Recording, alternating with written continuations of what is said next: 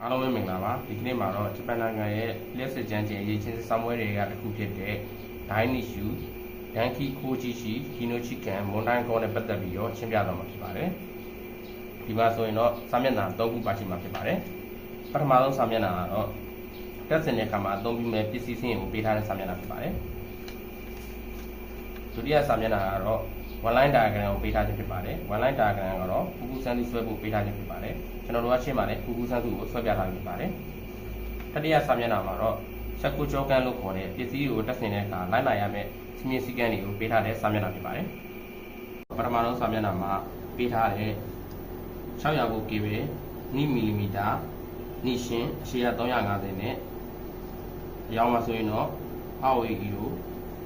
ဟီယာကတာပြာမျိုးစားကိုပေးထားဖြစ်ပါတယ်ဒါကတော့ဒီကျိုးဖြစ်ပါတယ်ဒီမဲ့ဆိုရင်ကျွန်တော်ပြာက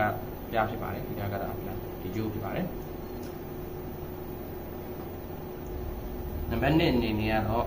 600 KB လူ2 mm ဆန်းရှင်အရှည်350 KB ဖြစ်ပါတယ်ဒါဆိုရင်2 mm ဆန်းရှင်ဆိုတာဒါလေးပြောဖြစ်ပါတယ်ဒီကျိုးဖြစ်ပါတယ်နံပါတ်3မှာဆိုရင်တော့600 KB 1.6 mm နိရှင်အရှည်ကတော့1650 mm ဖြစ်ပါတယ်ဒါကတော့ဒီကျိုးဖြစ်ပါတယ်ဒီကျိုး 1.6 mm နိရှင်ကျိုးဖြစ်ပါတယ်ဥပမာဆိုရင်တော့နံပါတ်4မှာပါတဲ့ပစ္စည်းကတော့တန်းချီတိုင်းဆိုတဲ့ဒီပစ္စည်းလေးဖြစ်ပါတယ်ဒီမဲ့ဆိုရင်တော့ကော့ဖျော့ခုလို့သူကပေးထားတယ်ကျွန်တော်တို့ကကော့ဖျော့ခုဆိုတာတော့ကော့ပိုးပေါ့ပိုး5ခုပါတဲ့ဟိုကပေးထားဖြစ်ပါတယ်ဒီမဲ့ဆိုတော့ကျွန်တော်တို့ကဟိုက6ခုပါတဲ့ပစ္စည်းဖြစ်ပါတယ်ပိုး5ခုပါတဲ့ပစ္စည်းကမရှိတဲ့အတွက်6ခုပါတဲ့ပစ္စည်းကိုအသုံးထားနေပါတယ်ဒါသုံးလည်းအတူတူပဲဖြစ်ပါတယ်နောက်တစ်ခုက5မှာဆိုရင်နံပါတ်5မှာဆိုရင်တော့ရမ်ပူရဲစပူရာခုကာဘာနာရှိဆိုတော့ဒီလိုကာဘာမပါတဲ့အမည်စီလေးတစ်ခုဖြစ်ပါတယ်ဒါပေမဲ့တစ်ခုပဲပေးထားနေဖြစ်ပါတယ်နောက်နံပါတ်6မှာဆိုရင်တော့ဥမဲခိုမီရန်ရောတမ်ပူတာဆွေးရှိက2ခုဖြစ်ပါတယ်ဒါကတော့ဒီစီလေး2ခုကိုပေးထားနေဖြစ်ပါတယ်နံပါတ်9မှာဆိုရင်တော့ဥမဲခိုမီကွန်ဆန်တို20 MB ရ250ပို့ဒီပစ္စည်းလေးဖြစ်ပါတယ်ဥမဲခိုမီကွန်ဆန်တို20 MB ရ250ပို့ဒီပစ္စည်းလေးကိုတစ်ခုပေးထားဖြစ်ပါတယ်ဒါဆိုရင်တစ်ခုဖြစ်တဲ့အတွက်ဒီဖြစ်ပါတယ်နံပါတ်10မှာဆိုရင်တော့ဥမဲခိုမီရန်ရောကွန်ဆန်တို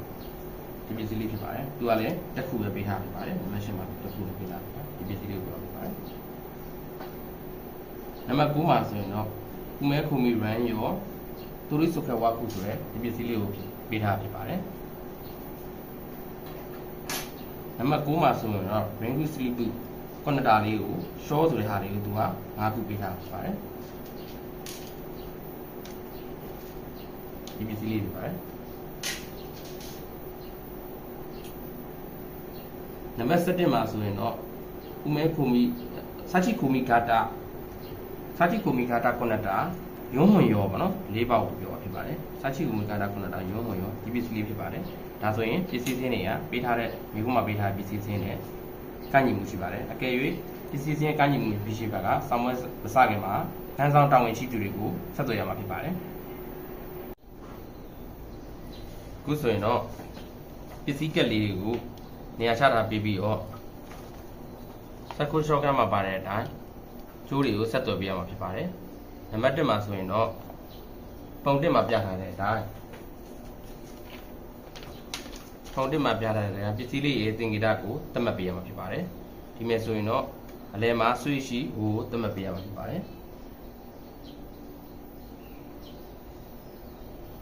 အပေါ်မှာဆိုရင်တော့ဆွေးရှိကိုဤသင်္ကေတနဲ့သတ်မှတ်ပေးရမှာဖြစ်ပါတယ်စကူချောလျာခုမှာဆိုရင်လည်းသင်္ကေတကိုဤအနေနဲ့သတ်မှတ်ပေးရမှာဖြစ်ပါတယ်ဒီလုံးမှာဆိုရင်တော့ရန်ပူမှာဆိုရင်လည်းသင်္ကေတကိုရုံဖြစ်သတ်မှတ်ပြအောင်ဖြစ်ပါတယ်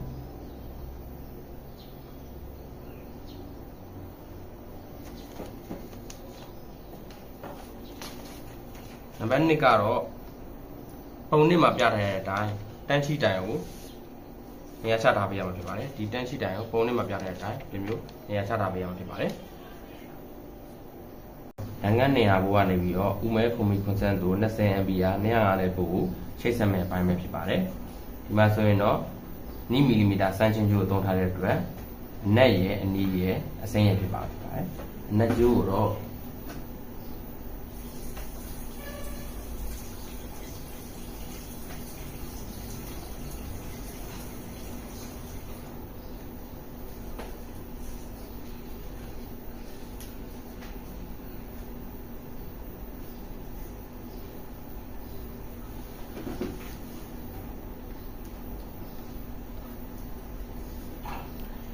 နှစ်ကျူ line 1ဖြစ်3ကျူ line 2ကတော့2ကျူ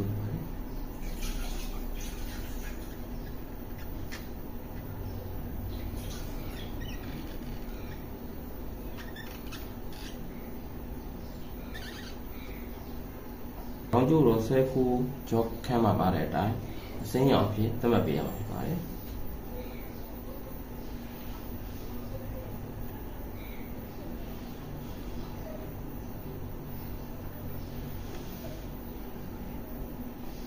မယ်ဆိုရင် line 1 line 2ဒါတော့ ground ကျိုးပဲဖြစ်ပါတယ်ဒီကျိုးကတော့နိမီလီမီတာစမ်းရှင်းကျိုးပဲဖြစ်ပါတယ်သူရဲ့အရှည်ကတော့250နဲ့သူက350ရှိရဆိုတော့ဒီကနေဒီထီက250 250ပေါင်ဒီထဲဝင်မှာကျတော့100မီလီမီတာရန်ကန်100ဘောကနေရှင်းဆက်မဲ့အပိုင်းဖြစ်ပါတယ်စကုတ်ကြောခန်းမှာပေးထားတဲ့အတိုင်းနံပါတ်3မှာဆိုရင်တော့1နဲ့2ရနံပါတ်3ရဲ့1နဲ့2မှာဆိုရင်တော့လူထွေကိုအပြူအောင်နဲ့သုံးပြီးတော့ line ကျိုးကိုအနက်ရောင်နဲ့သုံးဖို့ပေးထားခြင်းဖြစ်ပါတယ်ဒါဆိုရင်ဆက်ကြည့်အောင်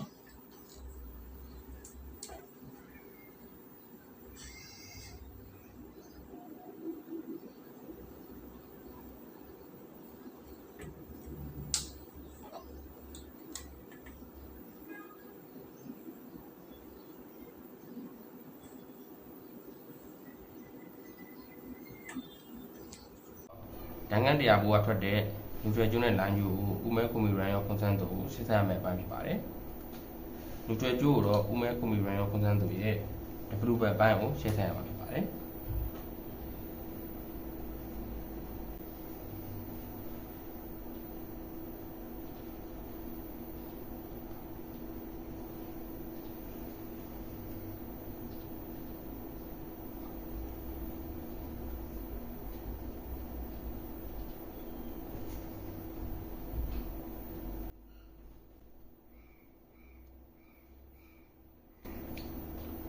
line ကျိုးကိုတော့ရှားတစ်ဖက်ရှင်းအောင်ရှင်းဆက်ပေးအောင်ဖြစ်ပါတယ်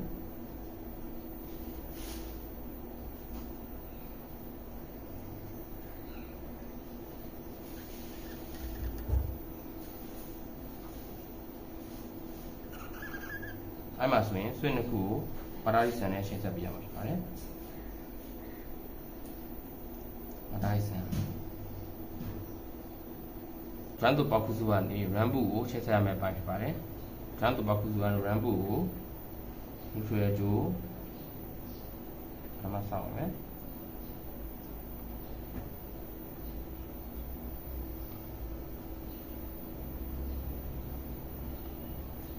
ဒီကlineကျိုးဝင်မယ်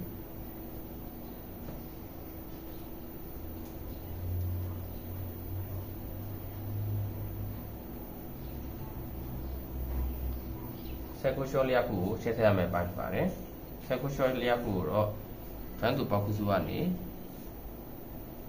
ထတကျိုး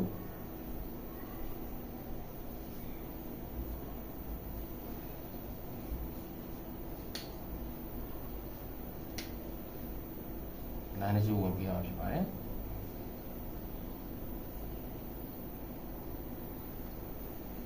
row ကနေပြီးတော့ run book row ကို line ကျိုးချိတ်ဆက်ပေးရမှာဖြစ်ပါတယ်ဆိုတော့ row ကနေပြီးတော့ line ကျိုးတစ်ကျိုး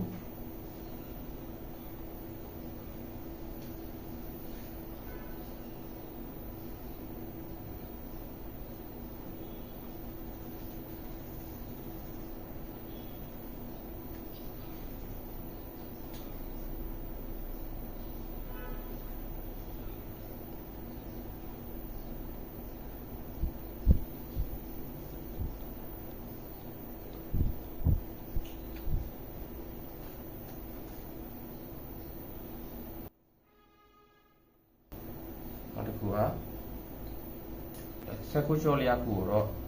switch E ကနေ line ကျိုးတစ်ကျိုးပြန်ဆက်ပြအောင်ဖြစ်ပါတယ်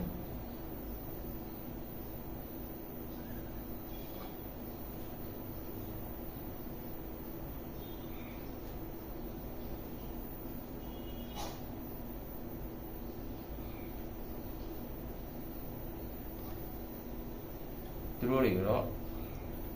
link slip နဲ့ရှင်းဆက်ပေးရမှာဖြစ်ပါတယ်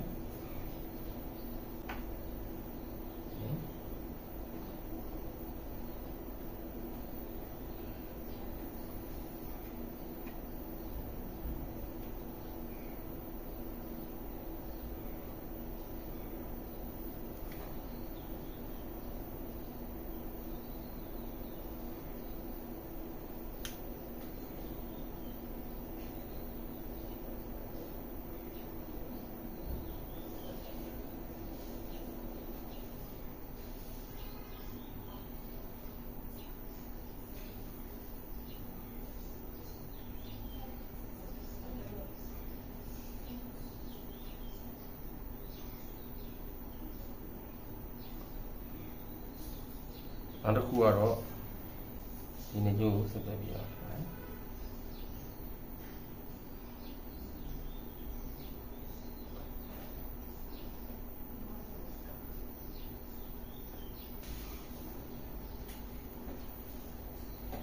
ရမ်ပူရိုရဲ့ line ကျိုးနဲ့ switch ရိုရဲ့ line ကျိုးကိုချိတ်ဆက်ထားဖြစ်ပါတယ်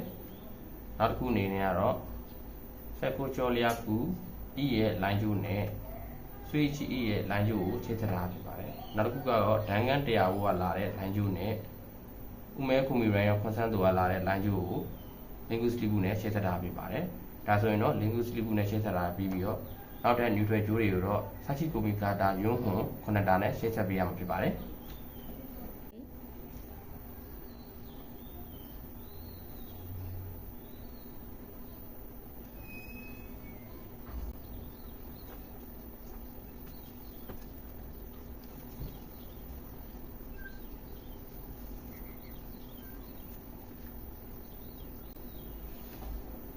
ဒီနူထရယ်ကျိုးတွေတော့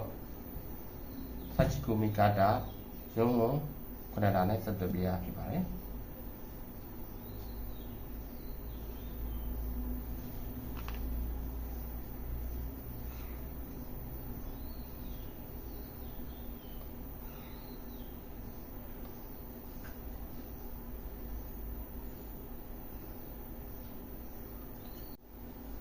ဒီဆက်ထားတဲ့ခဏတာတွေအားလုံးကတော့ join တို့ box စုထဲမှာရှိရမှာဖြစ်ပါတယ်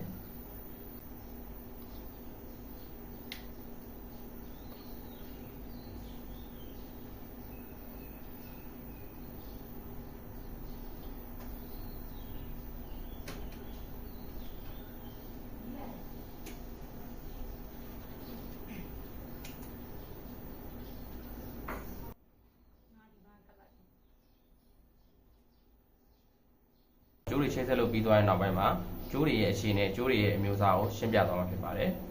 ပထမဆုံးအနေနဲ့ဒန်ကန်တရားကနေပြီးတော့ join တို့ box စုကိုဝင်တဲ့ကျိုးဟာ250အရှိ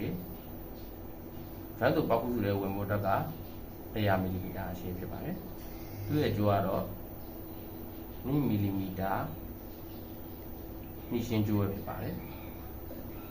နောက်တစ်ခုကတော့run ပူကနေပြီးတော့ join တို့ box စုကိုဝင်တဲ့ကျိုးပဲဖြစ်ပါတယ်ဒီကျိုးကဆိုရင်တော့လေ join တို့ box စုကိုဝင်ဖို့အတွက်က100 mm နဲ့သူရှိတာ250 mm နောက်တစ်ခု run ပူတဲ့ဝင်ဖို့အတွက်က50 mm သူ့ရဲ့ကျိုးကလည်း 1.6 mm နှိရှင်းကျိုးပဲဖြစ်ပါတယ်နောက်တစ်ခုအနေနဲ့ဥမဲခုံမီရန်ရောခွန်ဆန်းသူနဲ့ join မို့ကိုဆွတ်ထားတဲ့ကျိုးအရှိကိုကျိုးအရှိနဲ့ကျိုးမျိုးစားကိုပြပြသွားမှာဖြစ်ပါတယ်ဒီမဲ့ဆိုရင်တော့သူ့ရဲ့ကျိုးကတော့ join တို့ box စုထဲမှာ100 mm ဒီကနေဒီရှိက200 mm ဥမဲခုံမီရန်ရောခွန်ဆန်းသူကိုဝင်ဖို့အတွက်က100 mmစုပေါင်း400 mm ဖြစ်ပါတယ်သူ့ရဲ့ကျိုးမျိုးစားကလည်း 1.6 mm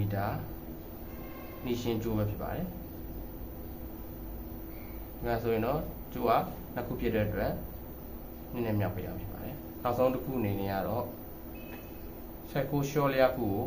join box နဲ့ဆက်သွယ်ထားတဲ့ကျိုးပဲဖြစ်ပါတယ်ဒီမှာဆိုရင်တော့ join box ဝင်ဖို့အတွက်က 100 mm ဆက်ကိုရှော့လျက်ကိုလည်း